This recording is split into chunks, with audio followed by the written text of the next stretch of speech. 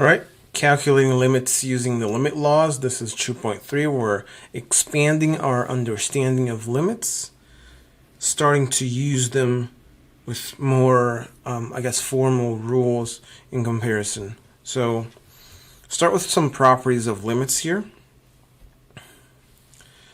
These look kind of wordy and too symbolic, but in reality, all that we're saying basically is that, if you're calculating a limit of f plus g, you can calculate the limit of f, the limit of g, and add, right? Same for the difference. If you're calculating the limit of f minus g, calculate the limit of f, calculate the limit of g, and subtract the limits. Always remember that x is approaching a, it's got to be approaching a for all of the functions, right? So it continues that way. If you have a constant multiplying, you can sort of pull this constant out. And the last one is the one that you have to pay the most attention to, number 5, which is basically saying, like an obvious statement, that the limit of a fraction is the limit of the top divided by the limit of the bottom, right? So you have the limit of the top divided by the limit of the bottom, but then you have this very important idea that you can never divide by 0. So you have to make sure that this guy at the bottom is not 0, right? So this is what's going on. We're going to use those in a while. Everything's going to make a lot more sense. You can state those verbally if you want. Basically what you're saying is that the limit of the sum is the sum of the limits, or the limit of the difference is the difference of the limits. The limit of a constant times a function is a constant times the limit of the function. All too theoretical, I think, for now. We're going to see more examples. Same for the product. Same for the quotient, as long as the limit of the denominator. Limit of the denominator is not 0. That's very important. You should always remember that.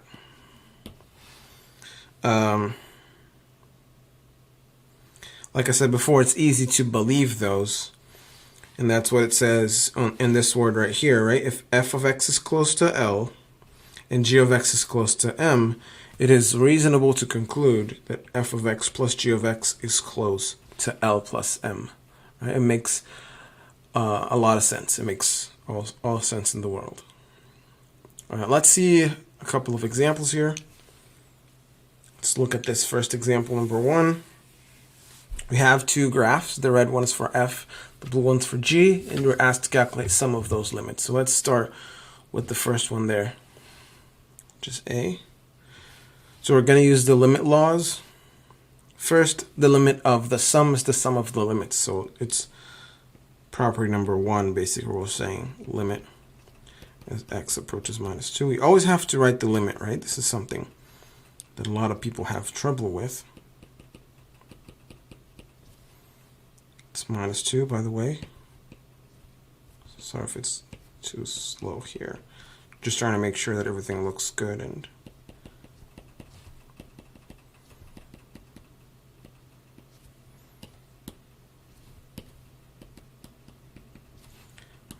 g of x. Okay. And what you can also do now is you can do, and that's no longer number 1 here, that's the constant. If I go back to the rules, that's number 3 here, right? I can go back, and that's property number 3, because I can bring this 5 out. Basically, this is what I'm saying, right? 5 times the limit of g of x as x approaches negative 2. So this is what we have. And now we can just look at the limit. Okay, so let's look at one at a time. Let's go with the red first, because as x approaches negative 2, negative 2 is right here, right? So we are very close to negative 2 in x, but we're not negative 2. So it's not going to be this guy here. It's going to be 1, right? And then plus 5 times, let me go, I guess I could keep with the blue. The limit as x approaches minus 2 for g, though, it's at the same point. It's over here, right? So it's very close to that point. It doesn't have to be at that point, but there's no hole there, right? There's no mismatched open circle in that situation, so we're good. And that's going to be a -1. So now this is a 1 minus a 5, and that's a -4. Okay? So that's what the limit laws allow us to do. They allow us to simplify our calculations to smaller limits. Okay, let's continue. Let's go a little bit faster this time. So now this is x approaching 1 of f of x times limit x approaching 1 g of x. So we can do each of those separately. Approaching 1, this is x equals 1 right here. This guy does not exist, right? Because we have two different limits. There's a jump there where I drew it. Erase this. Basically what I'm saying is if I go here, right, we're approaching 1, right? X is approaching 1. So if I approach 1 from the left, from this side the limit is -2, and from this side the limit is -1. The two-sided limits are different, so this does not exist, right? And this here, I still have to look at this. Right? Oh, I actually am looking at the wrong graph, right? Because G is the blue one, so this one does not exist. Right? G is the blue one. F is the red one, and this guy here does exist. So this is 1, 2. So this is 2. And that's something that you're going to encounter again, because one exists and the other doesn't, then that does not exist. Sometimes we just write D and E to simplify. If both of them did not exist, there could be some sort of, luck match where, the product would exist. We're going to talk more about this in a minute. Now the fraction. So this is going to be the limit of f of x. Basically what we're doing is we're putting a limit on each, right?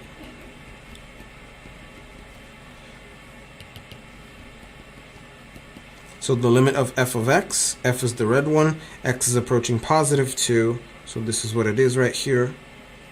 So this is the blue one actually. X approaching +2, so it's like, 1.4-ish.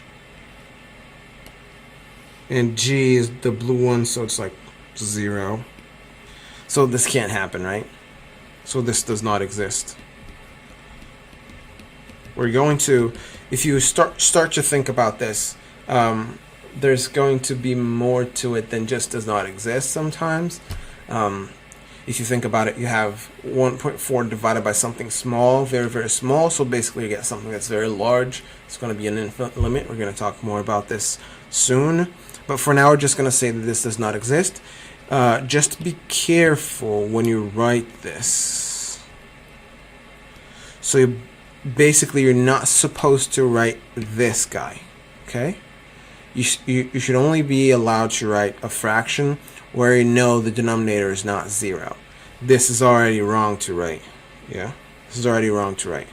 So what I'll try and do is instead of writing this, I'll just say does not exist because the limit of the denominator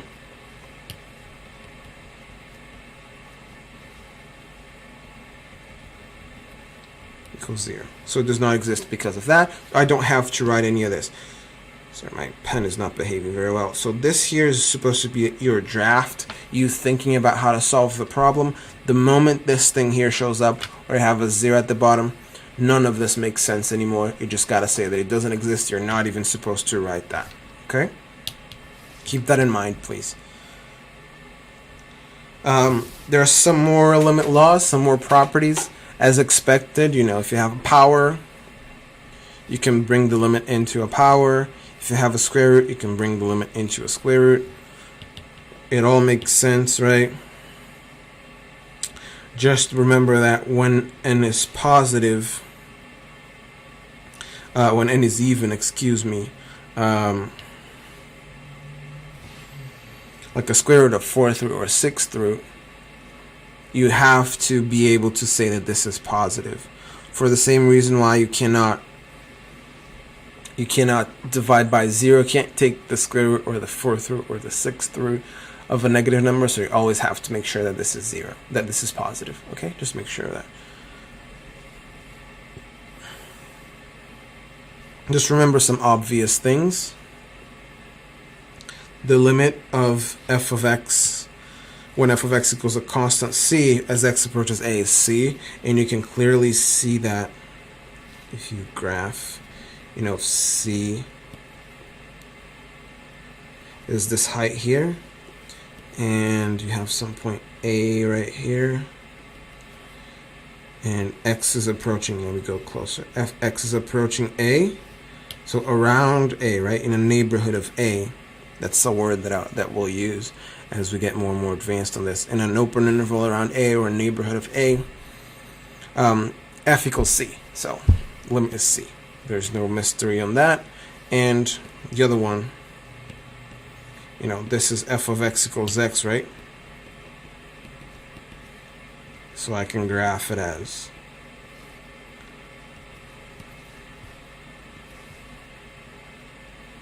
this. And if I pick any a that I want, f of a is a, right? Not 0, a. So around a, the limit is a. Okay? Think about this for a second. Ask a question if you don't understand, but the idea is supposed to be clear graphically. Okay. If you combine these, you can see, you know, these examples, you know, limit of x to the nth.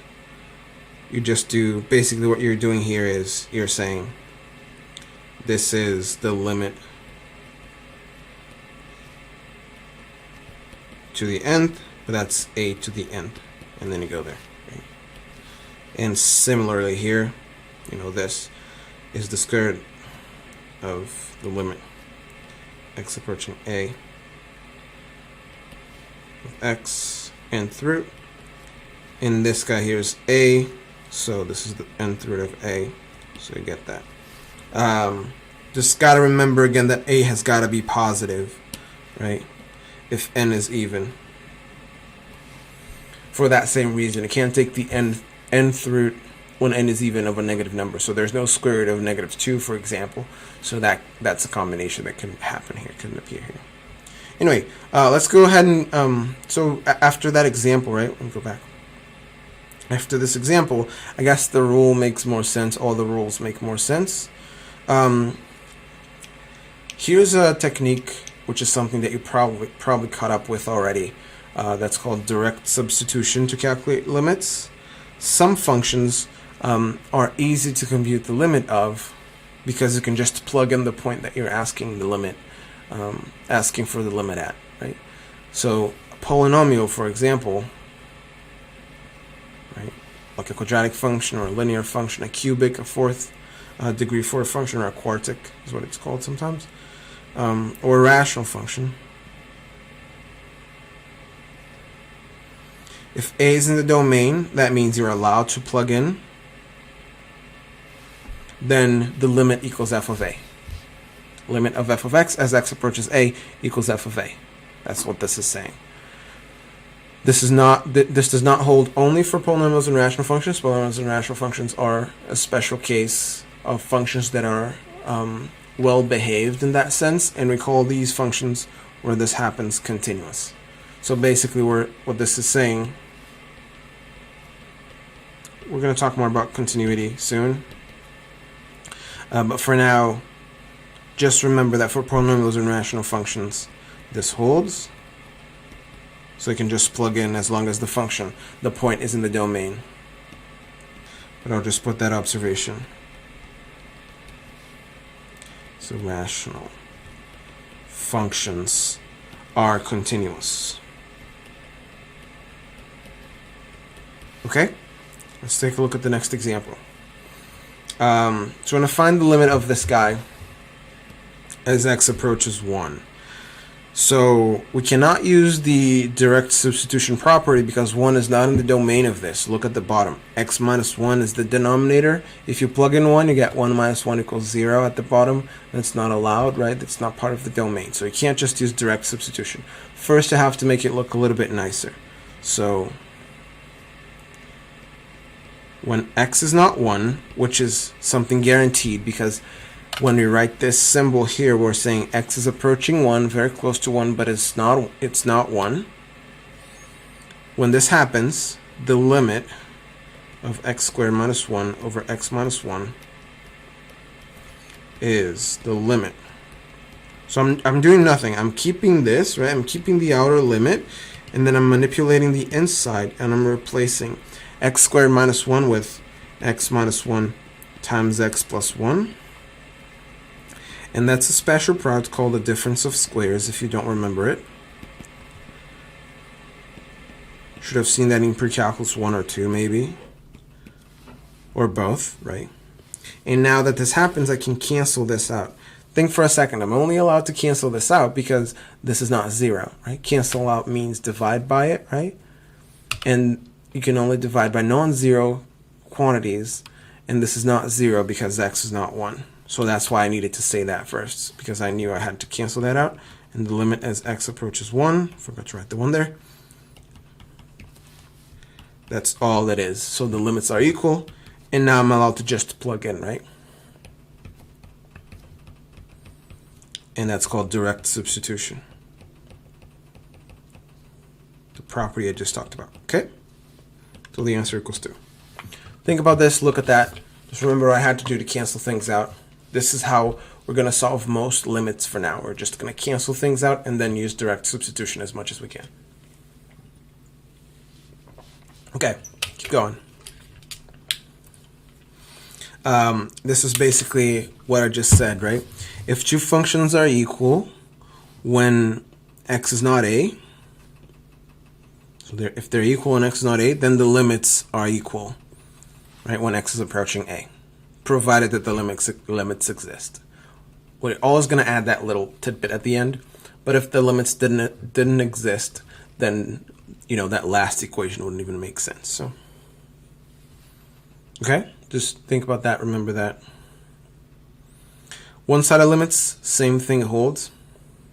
Just got to remember this very important property. When you're taking a limit from the left, you're only allowing yourself to plug in x values that are very close to a but still less than a. So this is the limit from the left, and this is the limit from the right. You're allowing yourself to plug in values that are close to a but more than a. So if you have, like, let's say a weird looking function like this, and this guy's a, right? So let's say this is 1, and this over there is maybe 3.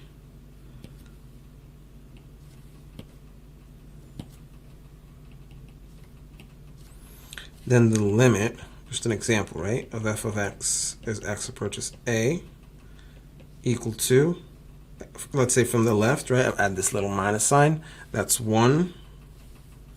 And the limit of f of x approaches a from the right, that's 3. We talked about this already, I think.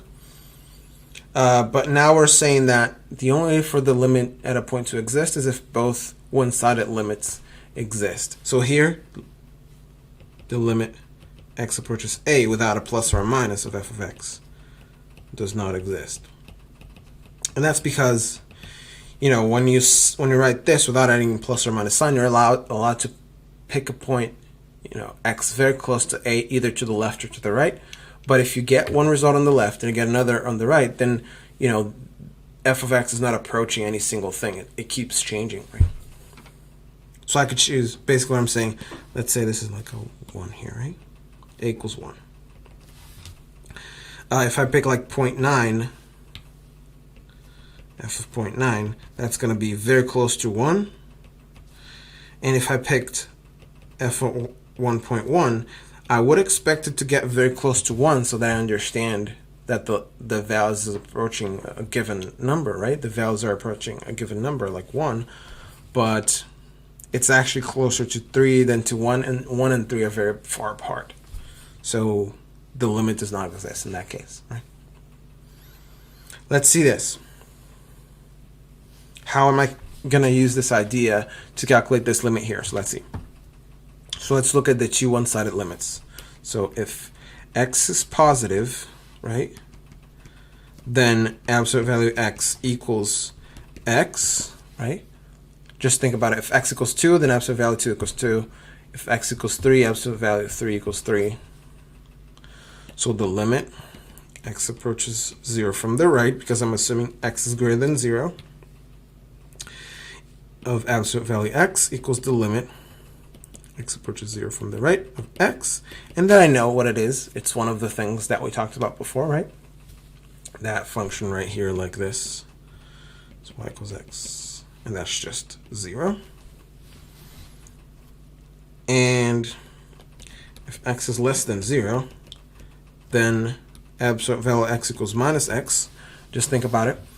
Absolute value minus 2 equals positive 2. So you have to change the sign. This minus sign here changes the sign of your x. Absolute value minus 3 equals positive 3. So you've got to change the sign. So the limit x approaching 0 from the left, absolute value x equals the limit x approaching 0 from the left of minus x. And that's the limit x approaches 0 from the left. I can pull this minus 1, right, outside. This is minus 0, which is 0. So because both of these are equal, so let me add a page just to write my conclusion. Basically, I'm saying because limit x approaches 0 from the left of absolute value x equals the limit absolute value x approaches 0 from the right, and they're both 0, then the limit absolute value x approaches 0 without having to specify a given side, that equals 0 as well. Okay? So I'm in doubt because the function looks different. If you graph this absolute value, if you remember how it looks like, it looks a little bit like this, right? The function's different. There's this little break in the middle that changes how the function behaves. So basically what I do is I break it apart. I look at what happens on the left, it approaches 0. I look at what happens on the right, it approaches 0 too. So that means it doesn't matter where I pick, right? As long as it's approaching 0, the f of x is approaching 0 as well. Okay, let's talk about the squeeze theorem. It's the first major tool that you're going to have, so please remember this. Please pay attention to this. Very powerful, strong idea. Your first major tool involving limits. Basically what this is saying is that if you have two functions that say f is less than or equal to g, so g is a bigger function, right? Let's look at this graphically. So have a drawing where, you know,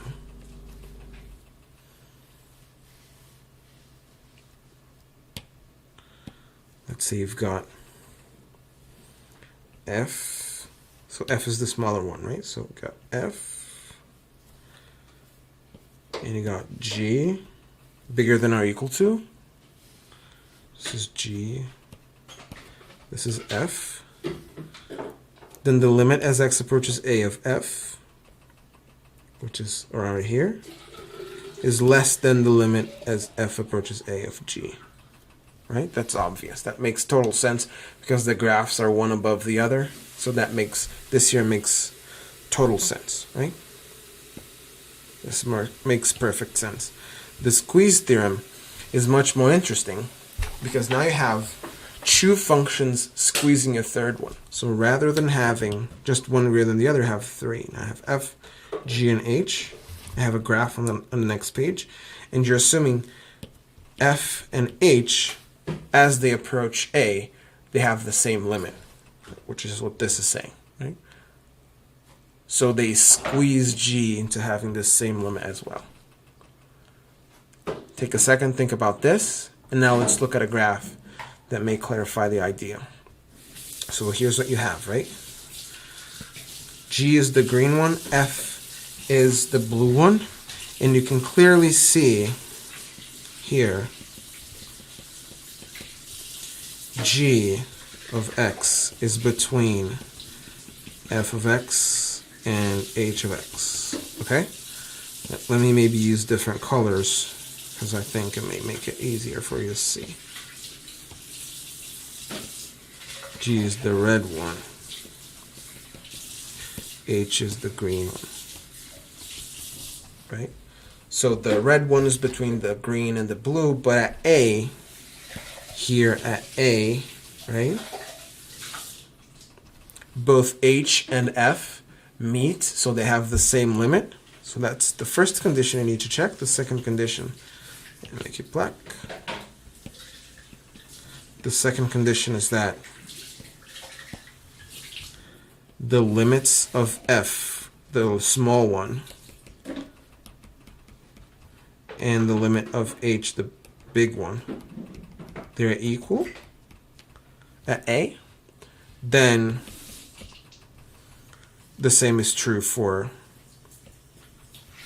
the limit x approaches A. Let's call this a number, right? Let's call it L. So this is L as well. Okay.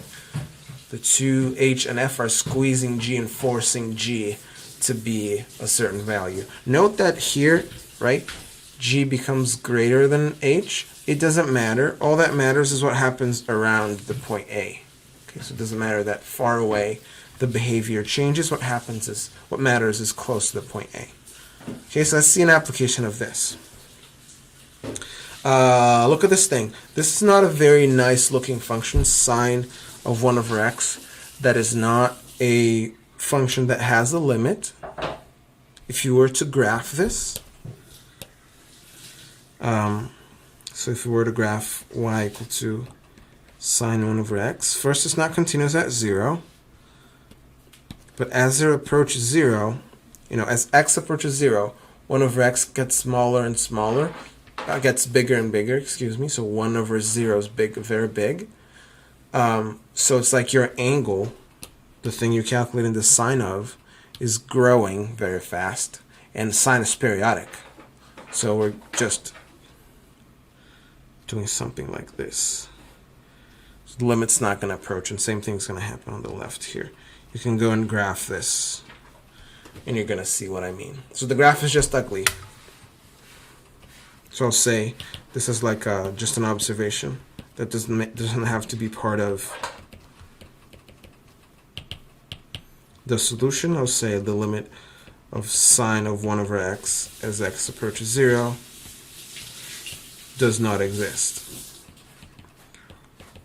which can be observed by graphing the function, okay?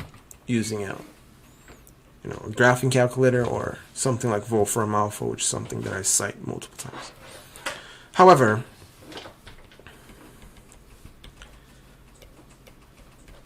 the sine of 1 over x, we know that this is between 1 and minus 1. Sine of any angle is between 1 and minus 1. And that's the biggest help we can get for this problem. Because now, if I multiply x squared on all sides of this thing, right, I get that minus 1 times x squared is less than x squared times sine 1 over x, which is less than 1 times x squared. So minus x squared is less than x squared sine 1 over x, which is less than x squared. Right? So this, which is what I want, right? I'll call it f of x, is between minus x squared and positive x squared. So how does that help me? Look back at the squeeze limit theorem. You have one g that's between h and f. So one's my f, one's my g, one's my h. So note that, or I said note that, so I'll say something else. I'll say, furthermore, the limit of x squared as x approaches 0 equal to the limit of x approaches 0 squared, right? We did that a while back with limit laws, and that's 0 in there, so 0 squared, and that's 0. Okay? And the limit of minus x squared as x approaches 0, it's minus the limit of x squared. X approaches 0, and this one I just calculated, and that's minus 0, which is 0. Okay? So basically what we have is f in the middle. So let me graph that and you can see.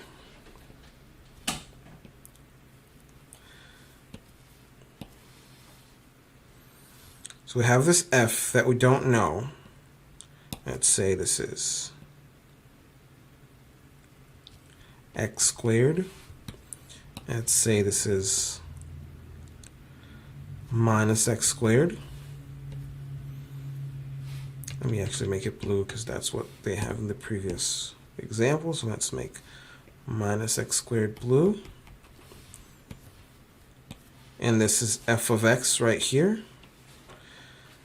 It looks weird because it comes from this, but it's forced to be between the blue and the green. So it doesn't matter what it does.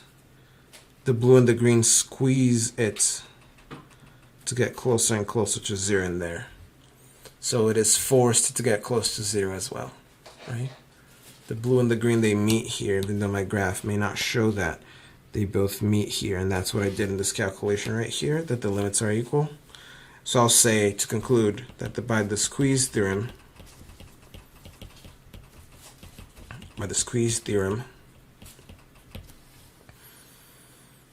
limit x squared sine 1 over x goes to 0, equals 0. This may be a little too much for you to absorb if you've never seen anything like that before. So take a second, reflect on that. Come to class, ask questions. But this is an important idea. Make sure that you understand it eventually. Thank you for watching.